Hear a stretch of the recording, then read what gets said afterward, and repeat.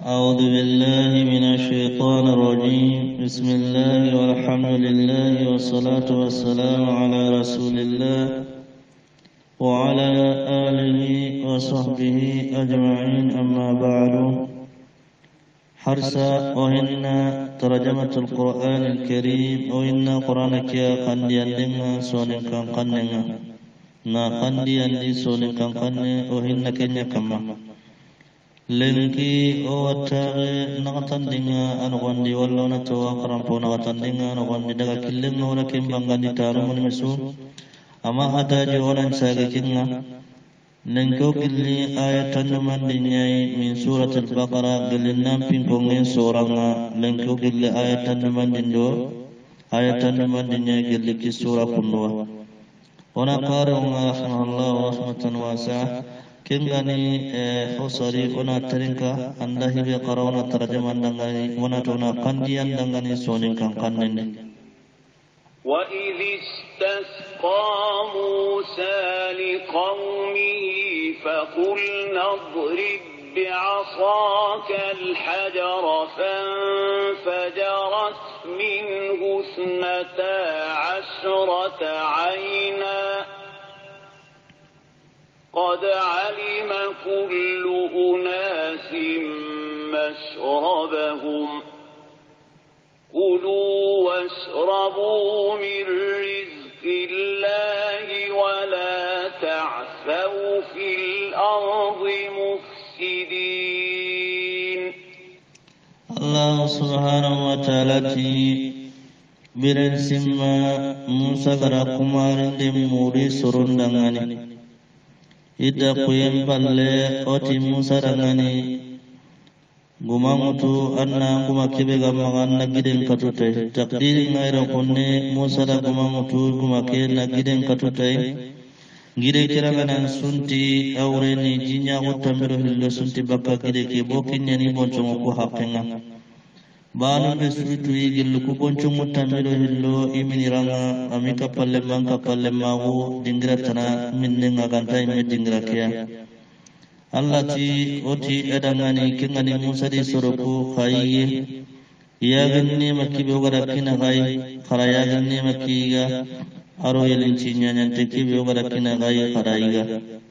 khana mini gelli kejibe kunduga sunti khana mini gella Allah warjagenga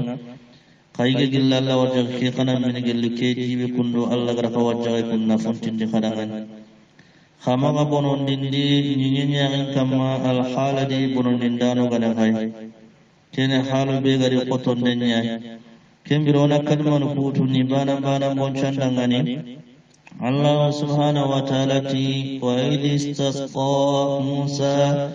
birsimma birkibi Musa gara kumari muru ni qaumihi isoron dangani muasuruku lasame palle gani tirkille kella same gari kitadakku kotendiraga jinti maga igam minniti Musa da ankamanya gaudangani ana jinfuntindora ana jinkinoi Musa da Allah nyaga faqulna allati فقلنا أوتي موسى دعاني اضرب كتندي بعصاك تانكما كيا الحجر جد لغنا كتانكما كيا يقول تكي جد توينتي أنا غني موسى مغادا غني تلكين غني يقول تاي دوران جد خيرغنا تهت فانفجرت تقدير غير كني موسى جد كيرغنا جد كتندم بالياني فانفجرت جد كيبوغي gidem bogen pallanati fanfajarat minhu 12 ayna jinya guttamiro hillo funti bakka gide kiya qad alima kullu unasin bonchongi sutu ibo jinya guttamiro hillo be ga sunti bakka gide ki bonchongu ku hakkeni soro grupu no tamiro hillo jamo tamiro hillo qad alima kullu unasin bonchongi sutu gellu ku boncongo tammiɗo hilloy mashrabahum imini rangagan ko minni no ko be amika palle mawo ki itana dingiranga awrena kambe dingiranya namini no ngani oti dangani kulu kayge gilli kiya gini mabe kundo gara ka warja gai aro ke cinya nyante be kundo gara ka warja gai washrabu kana min gilli ke ji funtin te be kundo gara funtin de gara ngani min rizqillahi illa warja gai min rizqillahi illa warja gai ولا تعثوا كما بنون دي في الأرض نينيا كما مفسدين الحالة بنون دينانو غنخاي قصونينكو تعثوا ريغاني كيبي بنون دي قوتين نينيا كما سونينكو قصنتراو تنانتي ولا تعثوا كما غتري في الأرض نينيا كما مفسدين الحالة دي حكم غني بنون دينانو وكان ترجمة دبنا آية كده غني وإذ قلتم يا موسى لن نصبر على طعام واحد فادع لنا ربك يخرج لنا مما تنبت الأرض من بقلها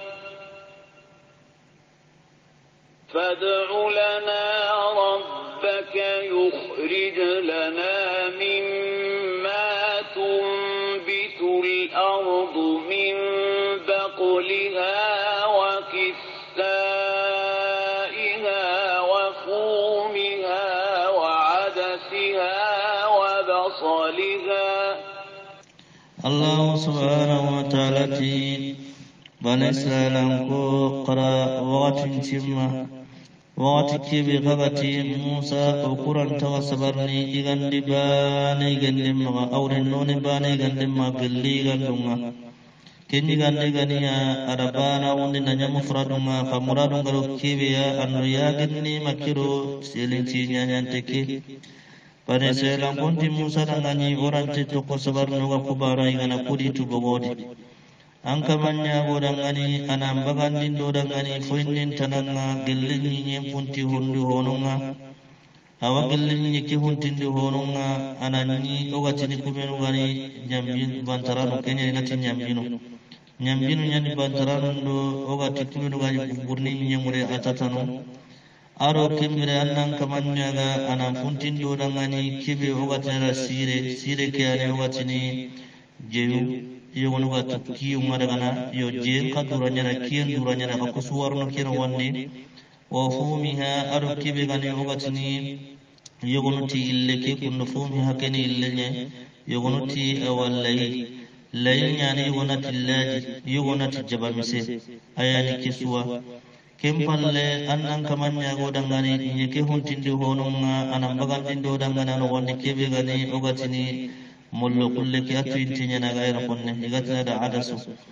annan kamanya godangani anan funtindo dangani kibe gani ogatini jaba kimbirona kalima no kutu ani banan bo boncho dangani Allah subhanahu wa ta'ala ti wa id qultum qarabirin simma bani silalanko fagati ya Musa لن نصبر أقرأت وصبرني على طعام إذن لنون منون بان مغا أو أنتي على طعام واحد إذن لنون بان كموران تغطق صبرني كن كماري تبغري كن غني يغني مكيرو يلنتي نانتك فادع لنا ربك أنك من يغودنني يخرج لنا أنك من نمبغن دندو دنغاني فإن تنغا مما إلهونغا تنبت الأرض نينيغا كم فنتندني أنك من يغو دنغانا نينيغ فنتندو هورو جغنو بانغال بغانو دنغاني كدا من بقلها يعني من كيري للبيان أري بانغان دنيا دنغاني أغتي من بقلها أنك من يغو دنغانا نينيغ فنتندو هورو جغنو بانغال بغانو دنغاني kunni funtinde horon yogono wagani ogatini awa nyambin yani ogatini bantaran kudo hatatanu ana kumbaga do dangani wa ghifaliha aro kemirenga sire ke je ngarono ken no wonni keta neni ho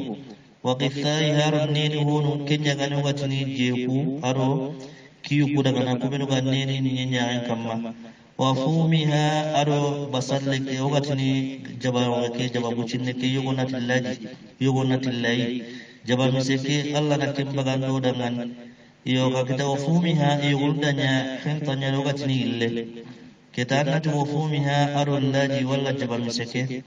wa adasiha ogati yogorora tafsir ndamne wa adasiha aro kimbire misra mollo kulleke misake mollo tuinte yogati mollo kulleke awayra kunne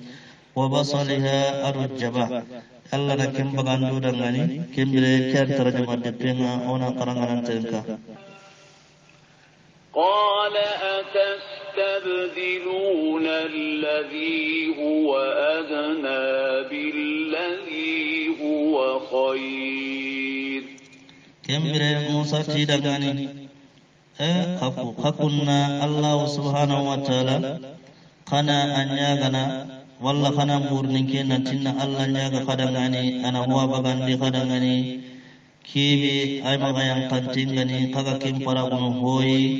kibi siringan awreni kaga o sirin nyaragan nahara ko magayan kantinga Musa rakki ko yidangan ona ke garagana boncan dangani qal Musa ti suru kudangani atastabidiluna ya la kaga harabun di murenya inkari makin gon atastabidiluna ya la kaga harabun di murniya alladhi kibiya huwa akinga adna ayam magayan kanta awrna magayan kantinya ni بالذي تهمنا هو كنا خير أقام قصي أورن أقنتنا الله سبحانه وتعالى كركيني ما قوري بنيان خدمني نياغني من كنا غاي نيرنتين ينتين كنا غاي نسمنا كنيان قصون دقاق نغتني خواكيني هراغنو كيبغا كم مري خسمون تاقودي أغان جاسنتي كنيا غاني أغرى كبينو قراكين الفومي هكذا وغثائها نندغورا أني من جلانا أقنتني قنا الله نياغا الله سبحانه وتعالى nalla nyag harangani ana hokkina gai anani kibe gagani alla gara kawar jagai nani kamar halla nyaga yimi alla ne ma alla rawtuna kina gai kingal yaga ni makiro yer cinya tiki kana kunya tokkono ba kumbe gana hokkallan kinga nda kumpara ko ma yang kantenga tembiro na trinka misra musa gar hibe ko yidangani kempalle اهبطوا مصرا فإن لكم kembere Musa ti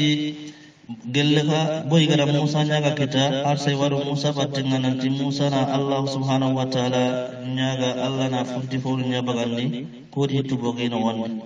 Musa ti kita kan tasrono ma Allah ga futti fol nya baganda kadangani khaya khatte be misran nara kembere tanwinullah ireti misra tindege na toga misra kibero konne kembete kengana antanya antai langkupana na tanwinullah kunnu kembere Musa ti khayam khatte be gilli debunga awa kadangani kembere nga logo maganta uya awa kadangani debe kuno wonde khagara kibinyaga awa kadangani debe kuno wonde khagara kibinyaga kempalle wona Allah terga garni hibe kono dangani yorro billaga na ten gauna kalmanu kubana bana muta andangani ni konan dangani oti dangani bitu kayanka Musa ti kembere kaga kasuruno ke kaga ti makana nyem di fono nya iya kembere nga Allah subhanahu wa ta'ala to ti dangani bitu kayanka misran debe gelli debumma fa inna lakum aw qadangani debukunu gondi ma sa'altum kagara hibe nyaga kengani nyem funtinde hono kuwa ma kagara kengita kembirona karu ten kagari وضربت عليهم الذلة والمسكنة وباءوا بغضب من الله Allah subhanahu wa ta'ala ti onyangundi kama mokatundi kama logo magantagu aro korintagu anna korinta benya tuiniya aro sunon tabenya tuiniya isage bi ghadabin tibuti gille Allah subhanahu wa ta'ala nokonga kenya timani sababu ya na butti katika ma na munzage tibuti ngaro na kilogo magantagu katika ma nyaro mani sababu Allah subhanahu wa ta'ala ti inya diga kafira wonti Allah ayanu Allah ga kafir menu kinni ni ga kafira wonti kunga iga nam nyumulla ga dagi karne ko Zakariya hadu Yahya menunga nanyi tumu kamma ga heto nyamunde kamma ni igira ga dagi karne Allah subhanahu wa ta'ala ti anda kingari anyati honni ga kutandenya ado ga nyi ga kempenan dangini kembona aya ke utu karona bana boncan dangani Allah subhanahu wa ta'ala ti وضربت وكتني عليهم بكما أذلة لغن تاغو ورلغو مغان تاغو لغنا كتكما والمسكنة أرقرين تاغو اليهودية هركلين كي أغنى وري دوننا نابرك سواغنا مغاهو سرنتار غنتي سرنتاب قرنتي بوكي ينكاران تبانا غنتونية سرنتاب بنتيا دونان غنتي وباءوا الله سبحانه وتعالى تساقي بغضب تبتي من الله جل لنقنا ذلك أنك لغما توقت لكوري أركب تبيدا غساقي بأنهم أسبهم كتيا إكونا كانوا إن يكفرون إذا كافرون بآيات الله تلاك وفنونا ويقتلون النبيين إذا لم يمكرني بغير الحق غيتتمما كم بلونا قارئ كتلك كان ترجمة دبنا ونا ترجمة ربطنا قنديان ربطنا ذلك بأنهم كانوا يكفرون بآيات الله ويقتلون النبيين بغير الحق ذلك بما عصوا وكانوا يعتدون الله سبحانه وتعالى ذلك أنك ندوغر كلهم أنت وبرغنا كتي كما كنو أدو إن ساغتي ألا متيكي كنو مندكي كنو سابياتي بأنهم بو أسفو غنكي بيكونيا كانوا إنيا يكثرون إيا كافرون بآيات الله تألا آياتنا ألا كافرون ويقتلون النبيين إذا لم يمل لغنا نكري إذا قل زكريا ويحيى منهما بغير الحق أجدتم كما إن كرنتو نمندن كما يو كمبل الله سبحانه وتعالى ذلك أنك نري بما عصوا وركل لغما أنتاو وركتي كما أرو أو كبوت بكندك سالتي ننجل الله نقوما الله قبوتيا كنيا وكانوا إنيا يعتدون إذا يخنفنا ننجل الله قبوتيا نغني كنيا ساب الله ركل لغما أنتاو لكي بوت كتي كما كنو إن الذين آمنوا والذين هادوا والنصارى والصابئين من آمن بالله واليوم الآخر وعمل صالحا من آمن بالله واليوم الآخر وعمل صالحا فلهم أجرهم عند ربهم ولا خوف عليهم ولا هم يحزنون الله سبحانه وتعالى yemu benu gatomondi ti annam nyumunga aro yemu kubenu iga kimbira nyale hudianunga aro kubenu ganya wan nasarunga aro kubenu gamile baka kudina nuhille sumaga iga bugu baka kudina nuhille sumaga egonti ale hudian dinan tananyani egonti grupu ani gellale hudian dinanga allati man amana ibe gana tomondi kudi billahi ta'ala wal yawmil akhir aro kota lagarenga agara golli siren golli allati ibrajin dangani wa kuntu wana gollen poti mantem braje wa kenkinniya Allah subhanahu wa ta'ala nokum awre gollen poti mante walla ibrajin poti mantinga Allah subhanahu wa ta'ala nokum kummani gakanna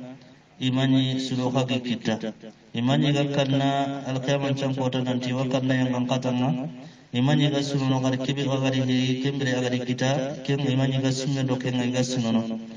yerona kalman futu ni bugu bugu meda bari bane Allah subhanahu wa ta'ala ti innal ladina amanu yamukubiru gatomondi ti annam yimunga wal ladina hadu arukubiru ganyale hawdiyanunga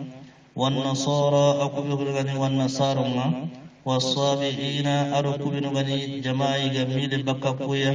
يغونتي جماعي جلال يهودن جماعي يغواني كون خاي يغونتي جماعي يغواني جلو والنصارى جماعي يغواني كون خاي من آمن آينا ودك يغوندك يتفسير كيف يغو كلمة كوبا كاميرا عندنا موغرا كوبا من عندنا نوتكين ترجمة بانه من آمن الله سبحانه وتعالى تسرب غلا تمون نقول هوندي بالله تعالى واليوم الآخر أركو تلغرنا غتمون تكينا وعمل صالحا أغرب كل سلم قل فلهم أجرهم التي كلهم براجنا kugullum rajenga nyani dangan inda rabbihim ikaman nukunga wala khawfun kanenta alaihim ikamma wala hum imanya yahzanun igasunono yoke antarjama deppenga kempallona qari utteringa وَإِذْ أَخَذْنَا مِيثَاقَكُمْ وَرَفَعْنَا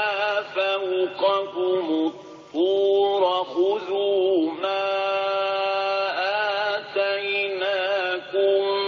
بِقُوَّةٍ وَاذْكُرُوا مَا فِيهِ لَعَلَّكُمْ تَتَّقُونَ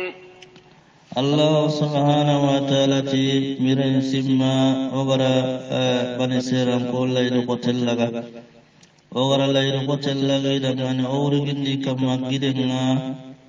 oti dangani harhollaga ogara kebikina gai hararagati sembeya kanan pinkongi ken nogondi awrene kana kon kara kenga nogondi katta kuyi kananya tangana gelli imbenga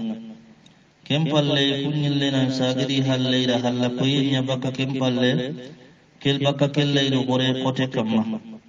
Allah subhanahu wa ta'ala ti Allah fasamunta ungelle gantaga he ko garni ken khara aya ken mobe ona ke aya be qaru mara kharan kamma hanan ona kan pekin ngana boncanda ngani bane Allah subhanahu wa ta'ala ti wa id akhadna mithaqakum birin simma ogara bani salam kullaydo kotellaga kilayno kote kunno ogaragandi gilli kilayno kote kedi kanniya yagonti layno kote keniya Musa do wala hanu binu gari kattiya tawreta injiri chante tawreta sante ngano gondi Musa da gari kattiya Musa tikkibi ga keno gondi kunno hakamandi nyamar kiya o kamandu nyamar kiya dan tona kiya tikti onan golleti kuya eti Musa da ngani awa okunta ngene kiya o tamne tikti tikiya Allah subhanahu wa ta'ala Jibril nyamari ada gidel laga na bogoti na kogatin siranchige hakke na nyago sirawi kamma igara gide ke wari keballe Allah subhanahu wa ta'ala ti ana koyi dangan nanti awa inan tikti Allah laydo kotenga idunge nanti sasa kebe ga tawreta no wonni mega gollitai ora gidel laga na wongi bakki kamma na gide ke bogonongan kake suka umanten ngayille sagane bakal laydo ke baga imadu nge tawreta ngarhibe ko imadu nge sikiti golle ke dawar kenya Allah ti wa ida akhadna birin simma ogalaganni mithaqakum qalaydo kote laydo kote ken kenya wa rafa'na wa urginni fawqakum hakama at-tura gidin nanti khudu kharaganni ma atainakum ogara kibirkina gay tawreta ken wondi kharaga bi quwwatin sembeya واذكروا قنن قنندي قنن قرا ما هم فيه أغا تورتا كنغني لعلكم قد تتقون قنن تنقلين لنا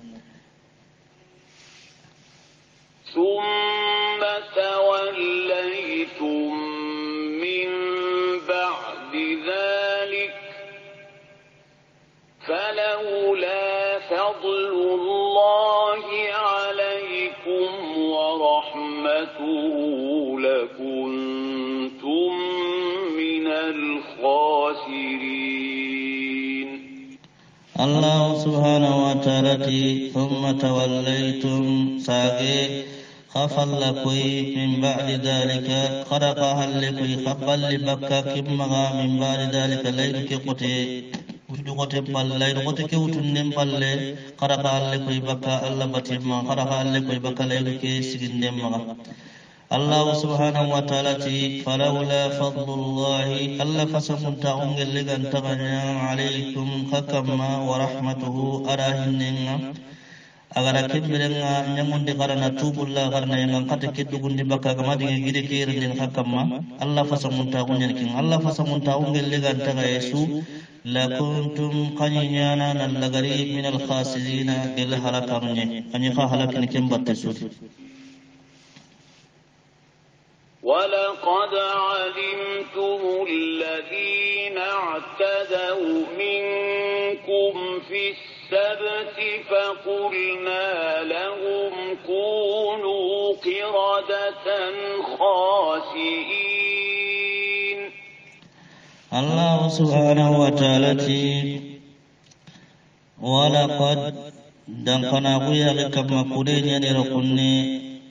guna dankana goya kama nanti khatui yemunga kubenu ga kempenandangi awren sibitin tangi nogondi oti kun sibitin tangi mudangani kanya hunuya qala tegani baka Allah subhanahu wa ta'ala ne munga qala teganiya iyo kimbere rakunne Allah subhanahu wa ta'ala ti ona aya ki kalman quragani bugume bane Allah tudangani walaqad alimtum wallahi qadatu dankana goya kama qatwi alladhina yamunga i'tadaw kunga kampenandangi minkum gellagay fi sabti sibtintangi kinogonni faqulna lahum otipundangani kunu kanya qiraratan unuya sarin kuneye gunuga tum sarin kunenga hununga khasi la tanagani hakunga idan kan tarjama depenga kempallona aya bani sauki kama ona sigindike ona hotana tokai puro amma gilo buraya kandenda terkandenga kotono فجعلناها نكالا لما بين يديها وما خلفها وموعظة للمتقين الله سبحانه وتعالى na ayilla na hanya hununga kin Allah turakinya nakalan yang angkataya yugurugati faja'alnaha awrani ora yang angkataki nakalan takasihoya lima honda baina yadayha kibigi jommin agilli ummatul kubinu kin atiya wa ma khalfaha aru kibigi halle banga kibigarni halle kingani ummatul binu garni halle banga ora ki kulli kunnunya wa mau'izatan wajudni makawanniya lil muttaqina allan kannan undangan allan kannan kare kunnati nanti kenya ne kunya da wajudniya bona toti kunya nahinete akubino ga allan kanne kunta nahinete kuy kenya Allah subhanahu wa ta'ala ti ona kalmar kuboncho faja'alnaha ori illan nikini illa ununga bitosiki haqqina nille wa kunni men nyanya kama wan faja'alnaha Allah ti oda kembirenga illan nikenya nakalan yang ngangkatai lima undangani matakasi hoi ora kiyang ngangkata kununya takasi hoi lima yemundangani baina yadai lima undangani baina yadai kingi jommen agillu ummatununga kibiga kummatunwa wa ma khalfaha aru ummatunu benugarni kumpalle وموعظة أرنيا واجندي مكاونيا للمتقين ألنقنا نندغن وإذ قال موسى لقومه إن الله يأمركم أن تذبحوا بقرة قالوا أتتخذنا هزوا قال أعوذ بالله أن أكون من الجاهلين الله سبحانه وتعالى miren simma Musa gati suron nangani Allah wakanya marni nanti kanana ya gari kursi iti Musa dangani Allah ganjin cokui tolinta wai bapan tolinta unto ya Musa ti watangai murni kamanga inanya tolinte tin silmonga yere ona kalman ku to ni bogumi dandangani yere ke kunnu sababun kite karindana nda karindi fokari gelli bani selam kunga ke karindana be gara karindinya ima karindana ketu eti yegonoti ari ke mo antalle manya kari agada ke mo antalle makke be kari ikora tunu sirbe gara karindi ke khoni dabari ida muru Musa maga iga Allah subhanahu wa ta'ala ke karni yemi bangandi da ke be gara karindi dabari kenya ne Allah subhanahu wa ta'ala ti وإذ قال موسى برمبينكو بركب موسى غتي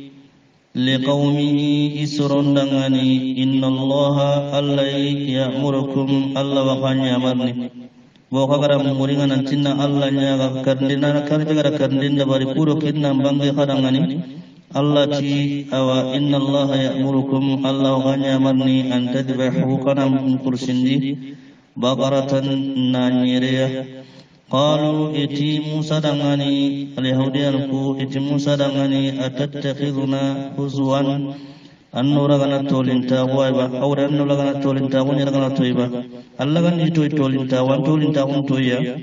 قال موسى تي أعوذ بالله إنك وتنغي مورني الله أنا أكون النانيا من الجاهلين قل تولين تايموا جنانيا قل تولين داني ngatangay murna Allah nanya tolinte nganta tolinta won te khay qalu ud'u lana rabbaka yubayyin lana ma hi qala innahu yaqulu innaha baqaratun la faridun wala bikrun عوان بين ذلك فافعلوا ما تؤمرون كم قال موسى تي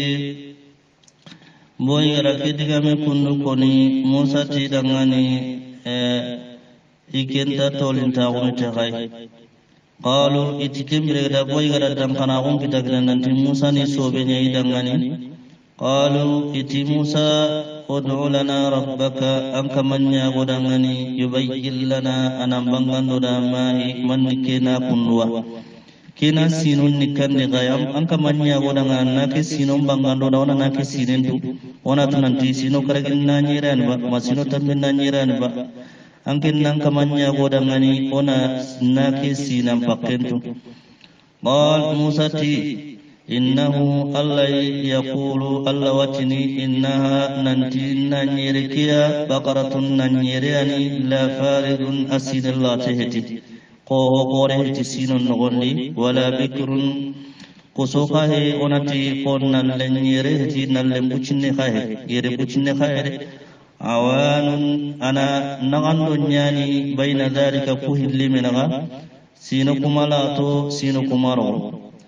baina dhalika kewrani kiyai fafa'alu qanyamundi ma hunga tu'marun iga kanya banni kenga ni naki kana raga kana ken kursi nyamarne kanne kibe gari pundu kara sigindi kana kena muru kana a kursi kembile kawarni karnda nantu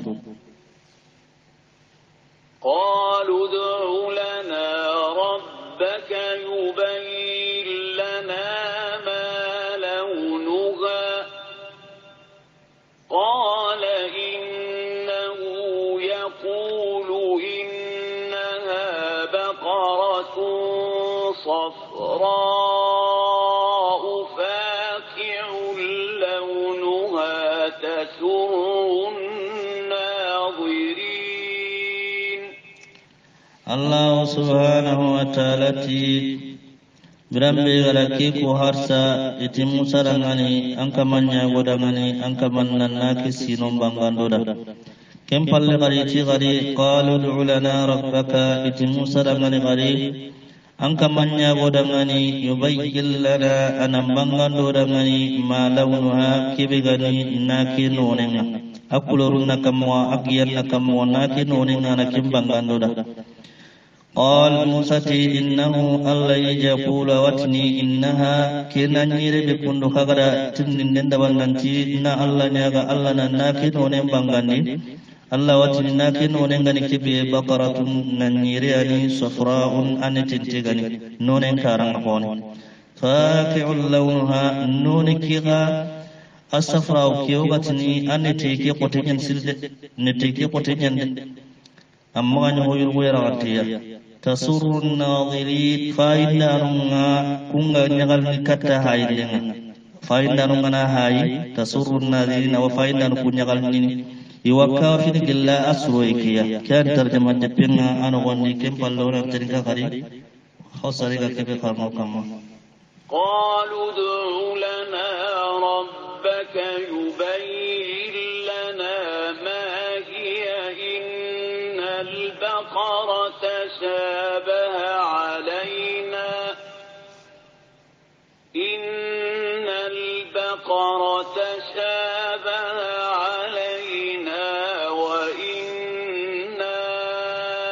إن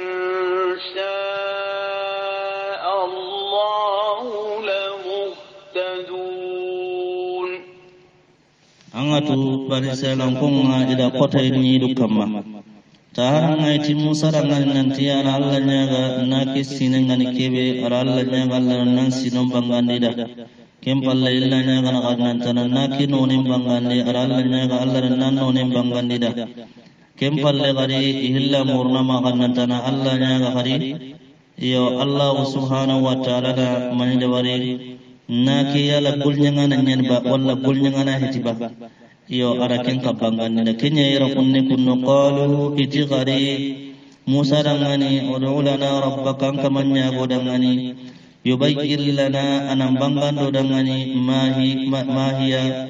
kena kundu mannan dambene nabi gani nara jambantinya ni ba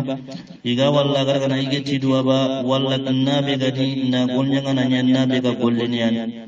innal baqara jinsun yani kena kundu kunnu nanga kimre tashabaha alaina nanya kamo kamahon wa inna akui insya Allah Allah gadungi la muhtadun moga kandi kata nake kursindenga nake nonin ngana banganin nonin bangai halle asinum bangai halle aro kembere ngana nake kane gonya ngana walla nake ga jinna ko ga golleni kembere moga rikande kata nake kursindenga ya ani nan kembere ga taga bang kalli muren dabari kena nonin mani bangai dangana pada kai gara insya Allah koni Allah dikanda kata nake nanake mo kutunu benu gari muroi na bangandi dangani kembere na tan kagari qala innahu yaqulu innaha baqaratun la dhalulun tuthiru al-ardha wa la tasqi al-hartha musallamatun la shiyata fiha قالوا الآن جئت بالحق فذبحوها وما كادوا يفعلون الله سبحانه وتعالى موسى تكيل غني ننتي الله وبنغني الله واتني قدغني كينا نيري كنوا naita khayante gani agani nyilan ko pana watna gani nyin tabandini nan nyin soko anta so ampono gamin ndini akisentenya ni bakalle buswa yiti Musa dangani sasa ne angari titomuma anda banga yinkino sasa kembere dana ki muru nanna ki kitabot takdir ne kiyai ila na ki kursi mani tintoro na golle ke dabari hakina ki jonkon kote sabu dangani ona kalman futu ni bonchon dangani bane Allah subhanahu wa ta'ala qal Musa innahu Allah yaqulu awatni innaha kina bikundu khagaratni nantina kisuna walla suganahe Allah watni innaha kina kunnu baqaratun nanirani la dhalulun na khayanti fiti golle dangani tuthirul arda aganni lagana pattigan ka kunat tabirai awra aganni nyillan kupara sugai na ketina nire aga sugono wala tasqil harsa naiti aga sogomponu nyamin ni kennahe kembere naketi kenna musallamatun naki kisintenyani bakamaniya baka golledo olle buswa musallamatan yugoti kemberenga awre nakisintenyan gelle oyugununga yugoti wa athar al-amal golle tabe golle patente la shiyata fiha none tarantayde noni tananta ganta noni kiyai ko ga tananya kibir khagara kibi o gara kon khara nan tikana muroti ananya safrawu na kibi ganna ne tintenyen anani agiya kesu ahate kesu ni nan ne tintenyen noni taranta ko ga takuma tananta awre noni tananta aganta kibir noni kibi o gara ko kinga ni ne tikiba ko tiana hatike yanga qalu iti Musa dangani al-an sasa ni jikta bil haqqi angar cittumunga awre sasa nangara bangi kinoi fadhabahuha amatu kibire digamiro kun taqdiru nyana iro kunne taqdiru kidi kan dia fatalabuha ila nakimuru fawajaduha ila kita indal fata fonnan kain kunga fonnan kai kibigan sarna batarai fadhabahuha ila qubu ida kubo ko wonne pallan kidan fadhabahuha ida takira kana kursi wa ma kanu imatin to yafaluna iga golle ke dabarni akke na ke jonkon koten sabuda ni kotoni kammayiti na golle ke to na wara yo kiyano hodde pe ngatarjama aya ke dangani wa id qataltum nafsan fadara'tum fiha wallahu mukhrijum ma kuntum taktumun. Allah subhanahu wa ta'ala ti birencimma khabara yonkin teragana kari yonkin teke kallem palle khara nyontonde nya katamiya awreni kunati kwanda kari Allah ni hombang dindanai kaga ni kaga kempo gondini ona aya ki kalmanul lagani bugume anda bane Allah ti wa id qultum qarabiran simma wa id qataltum qarabiran simma kaga karni nafsan yonkinteya fadara'tum qarannin yonto kunati kyanda kari kanyon tondenya qaranyon tondenya namen yonto fiha yonkin teke kallani wallahu allai mukhrijun allani bagandin danai wallani bangandanai ma huma kuntum kagani taktumuna kagani kempu gonnini bo Allah tikana kinamul haranamul harakita tikana katuni tinake yogoyi karindanan giri sirebe gara kari karndiyem ngiri sirebe gara karati fulana ande kari Allah rakim bagandi kana ngani bitin harake wat simmadi فقلنا اضربوه ببعضها كذلك يحيي الله الموتى ويريكم آياته لعلكم تعقلون. الله سبحانه وتعالى oti dangani kakatundi karanna ke yogotu khara hurikira kana katutai Allah subhanahu wa ta'ala tugara ke yumkin tabani birande kharangani mogobede kana tunante Allah nakara hurenchu birande ni kundunye Allah wika finun ko ina gai kubenu ga kandene Allah semben kamma katta kuya kananya mania haqlan toya kana katu haqle kita nanti jaga wullel linia ona kikal manum bonjo Allah subhanahu wa ta'ala ti فقلنا أتدمني اضربوه قرأكمل اضربوه قرأناك يغوتو قنن كتندي ببعضها تناك يغوي أولي قرأناك يغوتو قنن وركلا قنن سمبتي kita di tafsir dalam mengayu wadigan gabi kono ire naki ni nyaniba naki hokken nyaniba ama hata kiswa ba'du hanyang koni Allah subhanahu wa ta'ala ti faqulna utidamani idribuhu qarawre kira kana katubi ba'daha tinaki yogoya ira konne ganiya ida ure kira kana katu tinaki yogoyi kempalle ure kigiri takdir nyana kuswa ure ngiri nan sehena di fulana ndi kari ida kuma gille khenga kadhalika allati qayarin kibran di mo be ogara dabarna ki yumkin tabani birandi de ke kundu be ogara dabari ke mo wani hari yuhyi Allahu al-mauta allaga karahun chubirani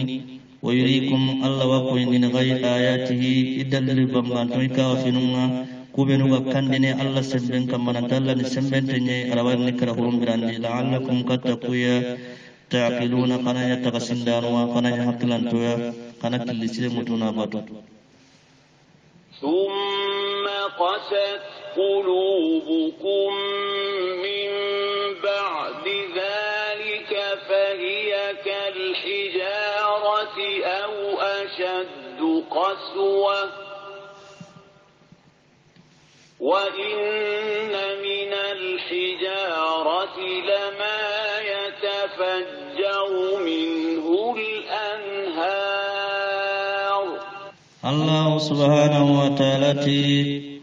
kesu dangiem palle ke gananya sirebe da akalan to ngana gai kana takasi kan ka kana tubi kana sai kata halai kana nanti Allah ni dana ngafufu sukama hakisu ka mantim palle Allah subhanahu wa ta'ala ti summa qasat qulubukum kesu ka mantim palle qasundu munkawa Bakatungul lagande min ba'di dhalika kufingungu ka halle kundo gara kumenu kunandanna hurel lagana birandi aro ho gari ki halle gilli ka finu beno gadi kuni kesu halle qasundo mullaga nankawa fahiya qasundo muko kal khijara ikawa ko giden kawan tenga mo kigile be gam ot har menga kawayenga aw ashaddu qaswa walla kinga ega qasundo mukura genan kawaibi agam qotun tamaniya ogatni giden kawayenga wa inna min al khijara bona to ta wakil giden mo qotun gidi yugono yugono ti tafsir nanun ti giden shuhe ka gidi yugono وإن من الحجارة وكل جدن يغنوا لما يتفجر منه الأنهار والله قنياغا فنتني بكا جدو قوة جدو يغنوا من جنجم بكيا هركي وغاتي أمنا يتر دنگران يغنوا هاي أن من جدن جنجا سنتني بكاي كندا كوي جدن قال هر جدن قريكا ويسو جدن نونتا قاكم نكسون دونكا وانتم كنوا وإن منها لما فيخرج منه الماء الله سبحانه وتعالى awakil li gide kuyogun wa khari kebe ga po ene jinga bakkano wati gide kuyogun wa no jinga suntini bakkiya gide kuyogun wa walla kanga suntini bakkiya kenyer wa inna min al hijara awakil li gide kuyogun wa lama gide kuyogun ma kebe ga de mawsulanya angan alladhi gide kebe ya يتفجر منه الأنهار والله كان سنتني بكاي وإن منها أوكل لجدك يغنوا لما جدي يشقق أغرقنا مبوغه فيخرج منه الماء جنة فنت بكاي جنة بغو بكاي وإن منها لما يحبط أهرنك قراء ونير فبنغان دندان جاكن لكي هرق جدين كانون تحقن دكو سندون كاوانتو يا وإن منها لما من خشية الله أوكل الله سبحانه وتعالى توكل لجلك يغنوا أوكل لجلك كم جرين تورنا جري ورا جرين عنا نيرة مورينا كن يانا دومانيا جريك الله كنّي كنّي سابودا غني كجل الله سبحانه وتعالى وإن منها أوكل لجلك يغنوا لما جدك يحبط أغاقل لكمون النيرة من قشية الله جل الله سبحانه وتعالى كمين مغمون تأصابنا جدك مون النيرة يو أغانيتني حل يوغا كبه قرنا ننتي الله سبحانه وتعالى قال وإن من الحجارة لما يتفجر منه على الدمير كن منه magala semen anti mana damire ke sagane katta minna anta sagane katta gile kay minhu kiyanya ngam maki be gano kita e kenyani lafzu kini mudhakkar kini sabuna ngam damire nya mudhakkar ngam nasmana ndere fam idan kimbere Allah subhanahu wa ta'ala ti wa inna minha awakil gidu kuyugwa lama yahbitu kebe gagil lama yarqudna wa alladhi gide kebe yahbitu gagil wala wana ta'allati gelanga na saga ni katta gide ke wana ta'allati kida gide kebe yahbitu agagil gide gide tollen agayerne min khashyati Allah illa Allah subhanahu wa ta'ala kaninga وما الله بغافل عما تعملون الله سبحانه وتعالى وما الله ألا من بغافل تكريني أما بكهم ما تعملون خاكين قل دبرني خاكي بقولني الله ما يكريني الله قد قد كنت قام واسمنا أنت الله من بخير Allah tamugunu Allah tanya kiringanai Allah na kaddu gundi katta kasatnya kawati nganakni kawasagani katta Allah karu kibegam kawalla wa kenya nagai kenya wa mallahu alla manya bi ghafilin tikringanai amma bakahum ma ta'maluna fakaken gollini yere ona signi yere ona ti بهذا القدر نكتفي وصلى الله على محمد وعلى آله وصحبه أجمعين والسلام على المرسلين والحمد لله رب العالمين.